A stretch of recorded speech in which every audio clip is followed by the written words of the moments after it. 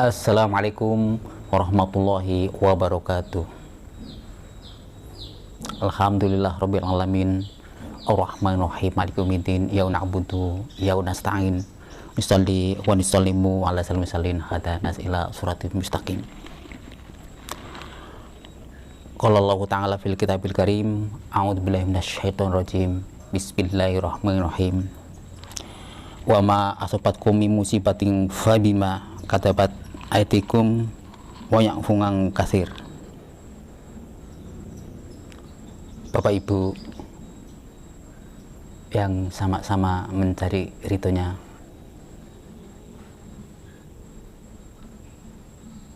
dunia Allah ciptakan, dunia beserta isinya adalah saling berpasang-pasangan. Terkadang diberi nikmat yang secara kasat mata mengenakan, terkadang diberikan nikmat yang secara kasat mata tidak enak, yang sering kita sebut dengan musibah. Maka yakinlah, apapun yang Allah Subhanahu wa ta'ala berikan kepada hambanya, ini adalah sebuah takdir. Ini sifatnya netral, maka tergantung kita mensikapi. Di balik musibah banyak tersimpan hikmah.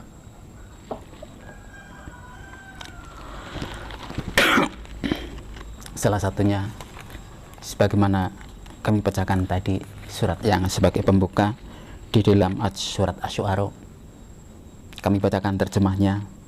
Apa saja musibah yang menimpa kamu, maka disebabkan oleh perbuatan tanganmu, dan Allah mengampuni sebagian besar dari kesalahanmu. Ada hukum sebab akibat yang mau kita garis bawahi adalah musibah yang menimpa bagi seorang muslim, Allah punya maksud dan punya tujuan yang bagus, menghapus dosa-dosa yang telah kita perbuat di masa lalu. Dengan dihapuskannya dosa, berarti insya Allah dengan musibah itu kematiannya adalah kematian yang husnul khotimah. Inilah hikmah dari musibah yang kita terima di dunia ini. Bersamaan dengan wabah yang mendunia, bukankah banyak orang non-muslim yang akhirnya masuk Islam? Tempat-tempat maksiat banyak yang ditutup. Di samping ada kesalahpahaman, ketika wabah banyak yang menghindar masjid. Kembali kepada hikmah dari musibah, bahwa Allah akan mencabut, Allah akan menghapus dosa-dosa kaum muslimin. Maka bersabar menerima musibah adalah satu dari adab, dari sekian adab menghadapi musibah. Ada pendidikan jiwa dalam musibah itu. Kita bersabar. Yang berikutnya, hikmah musibah adalah parameter kesabaran.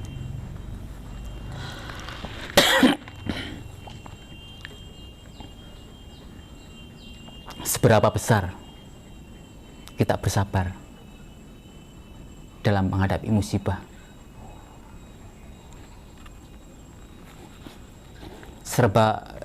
seberapa serius kita mendekat, mohon ampun atas segala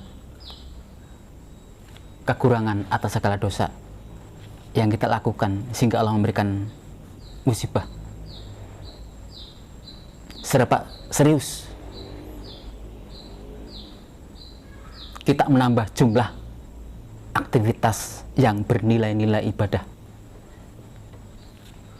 Seberapa lama peningkatan kita, misalkan dalam bertadarus dan seterusnya.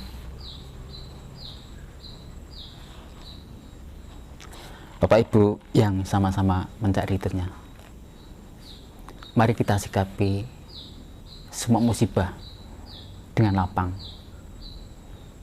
Mudah-mudahan Allah cabut dosa-dosa yang kita perbuat. Dan selanjutnya, hikmah dari musibah meningkatkan ketauhidan.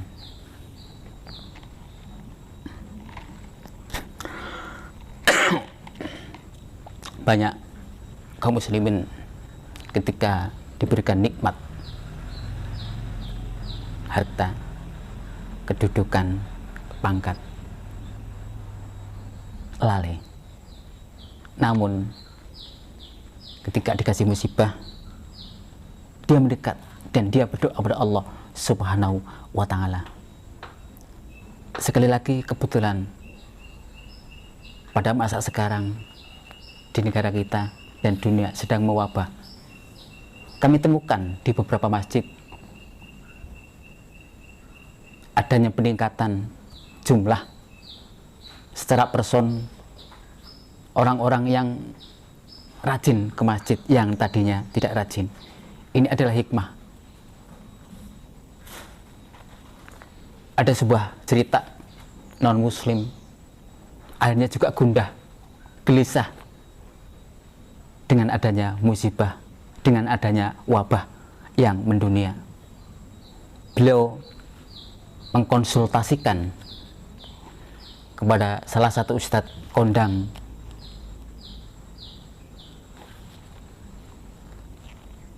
karena umur sudah 60 tahun.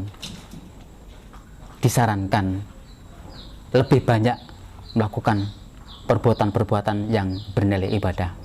Ini salah satu contoh, salah satu hikmah yang bisa kita ambil banyak di antara manusia yang insya Allah mendekat kepada Allah Subhanahu wa ta'ala.